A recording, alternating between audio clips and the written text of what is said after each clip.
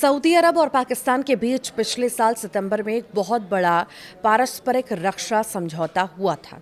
इस समझौते के तहत दोनों देशों ने किसी तीसरे देश के हमले की स्थिति में एक दूसरे की रक्षा करने की कस्में खाई थी। ये समझौता तब हुआ था जब इजराइल ने कतर में हमास नेताओं को निशाना बनाया था। अब जब इजराइल, अमेरिका और ईरान के बीच सीधी जंग छिड़ी हुई है तो खाड़ी देशों में बमबारी का खतरा बढ़ चुका है।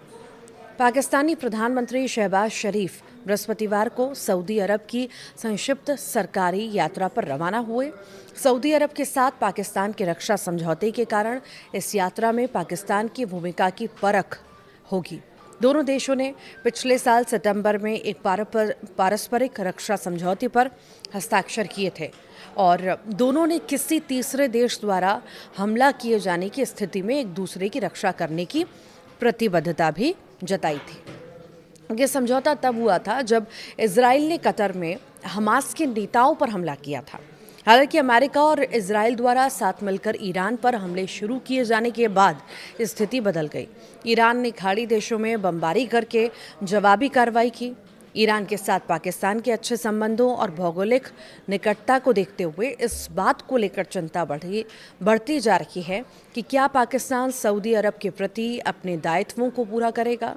एक दिन पहले ही प्रधानमंत्री के विदेश मामलों के प्रवक्ता मुशर्रफ जैदी ने कहा था कि पाकिस्तान सऊदी अरब की मदद के लिए ज़रूरत पड़ने से पहले ही मौजूद रहेगा।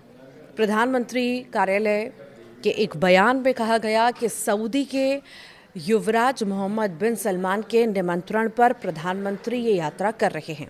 उसने ये कहा कि प्रधानमंत्री सऊदी अरब के युवराज से मुलाकात करेंगे और भेंट वार्ता के दौरान दोनों क्षेत्र में जारी तनाव, क्षेत्रीय सुरक्षा स्थिति और दोनों देशों के बीच द्विपक्षीय संबंधों पर विचार विमर्श करेंगे।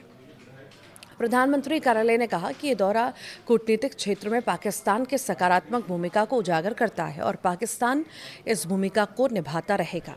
अलग से विदेश कार्यालय के प्रवक्ता ताहिर हुसैन अंद्राबी ने साप्ताहिक ब्रीफिंग के दौरान इस यात्रा की पुष्टि करते हुए कहा कि प्रधानमंत्री एक दिवसीय सऊदी अरब यात्रा पर रवाना हुए हैं।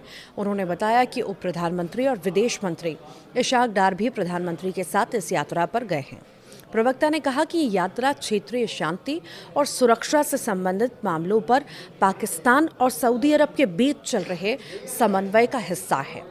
प्रमुख रक्षा अध्यक्ष और सेना प्रमुख फील्ड मार्शल आसिम मुनीर द्वारा 7 मार्च को सऊदी अरब की यात्रा करने और रक्षा मंत्री खालिद बिन सलमान अल सऊद से मुलाकात करने के बाद ये सऊदी अरब की दूसरी उच्च स्तरीय यात्रा थी।